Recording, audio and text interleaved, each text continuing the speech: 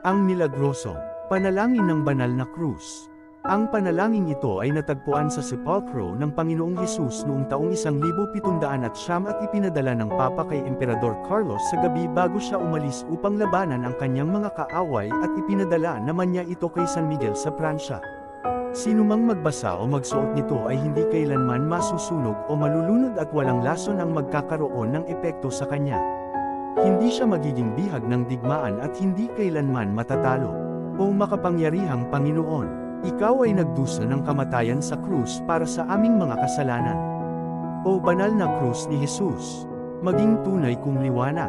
O banal na krus ni Jesus, punuin mo ang aking kaluluwa ng mabubuting kaisipan. O banal na krus, tulungan mo ako sa aking kaligtasan.